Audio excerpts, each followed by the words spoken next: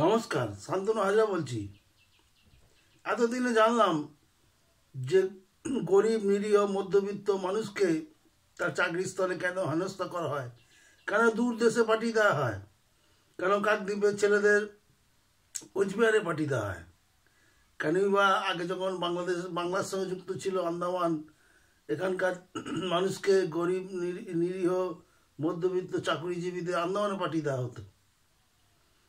কারণ এর পিছনে গল্পটা বলি। গতকাল একটি খবর ভেসে এসেছে যে আমাদের মহামান্য শ্রদ্ধেয় বাংলার আগামী দিনের নেতা কুমার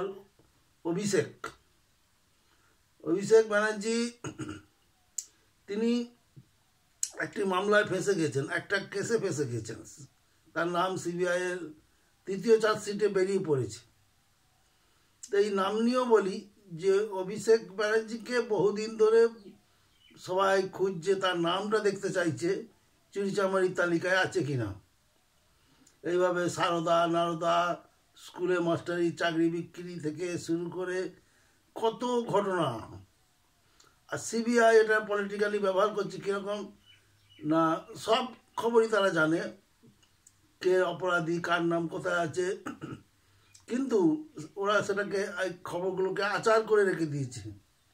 আচার কী জিনিস? আচার যেমনি ধরুন পচে না, নষ্ট হয় না, কিন্তু প্রাসঙ্গিক থাকে, সেরকম এই চাকরি বিক্রির টাকা অভিষেকের পকেটে গিয়েছে। এটা কয়েক বছর আগেকার একটা ঘটনা, নারদা সারদার মতো, কিন্তু জিয়ে কখনো কখনো একটুখানি করে গল্প বলে বলে ভোটের আগে সব দোষ পিসি ভাইপোর উপর গিয়ে পড়বে।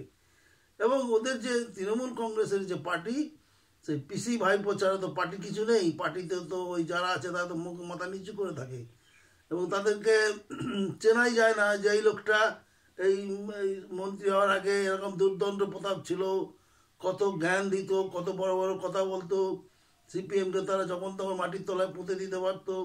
কিন্তু আজকে সবাই ধ্বজভঙ্গ হয়ে বসে থাকে মমতা দিদির পায়ের তলায়।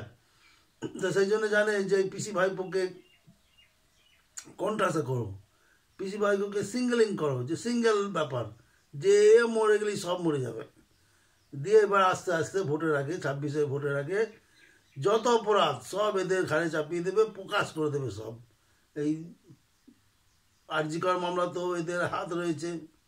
এই যারা যারা টাকা নিয়েছিল সারদার বা নারদার, সে তো আছে পরিষ্কার, এর বিচার হয় নাই।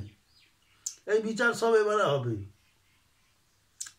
তো যে প্রসঙ্গে ছিলাম, যে চাকরি বিক্রিতে কোটি কোটি টাকা কুন্তল এজেন্ট যারা ছিল আর কি সরকারের, কুন্তল, শান্তনু, ওই কালীঘাটের কাকু, হ্যাঁ, বা ওই আরও অনেক লোক, নাম বলা যাচ্ছে না, ভুলে যাচ্ছি সেসব নাম। তারা সব টাকা তুলেছিল গরিব মানুষের কাছ থেকে, গরিব ছেলেদের কাছে। কত 5 লাখ 5.5 লাখ করে টাকা তুলেছিল। তো এইটা জেনে অভিষেকবাবু বলেছে আমার 20 কোটি টাকা চাই, যদি না দাও তাহলে আমি পুলিশে ধরিয়ে দেবো। বা অর্থাৎ চোরের মাল বাটপারে খাওয়ার জন্য তো দিয়েছে, এবং সেই খবরটাই বেরিয়ে এসেছে। এবং এখন যা মনে হচ্ছে এ তো গণ অভ্যুত্থান হয়ে যাবে। ক্রমাগত এতদিন ধরে চোর চোর চোর করেছে, এবার যদি প্রমাণ সহ ধরা পড়ে যায়, টিভিতে দেখিয়ে দেয় যে চুরিটা করছে, তাতে সাধারণ মানুষ খেপে গিয়ে ওদের তো দেশ ছাড়া করে দেবে। এক বিশাল রাজনৈতিক ডামাডোল শুরু হয়েছে, হ্যাঁ, যেটা সাধারণ গরিব মানুষ চাইছে না। তারা চাইছে অ্যাডমিনিস্ট্রেশনে একটা সৎ সভ্য ভদ্র লোক চাই। উগ্র জাতীয়তাবাদীও চাইছে না, উগ্র সাম্প্রদায়িকতাও তারা চায় না। তারা হেসে খেলে বেঁচে থাকতে চায়। কিন্তু এখন যা শুরু হয়েছে, মনে হচ্ছে 26 ইলেকশনের আগে তৃণমূলের পুরো দলটাই জেলে থাকবে, ড্যাং ড্যাং করে বিজেপি বেরিয়ে যাবে। এবার বিজেপি বেরিয়ে যাবে মানে এরা তো মঙ্গল গ্রহ থেকে আসে না, এই মালই সব আবার বিজেপির নাম করে আসবে, যেটা দেখতে পাচ্ছে সাধারণ মানুষ। এবং সেই ঘটনা কি ঘটবে 2-4 বছর পরে সেটা আমাদের অপেক্ষা করে দেখতে হবে। ধন্যবাদ।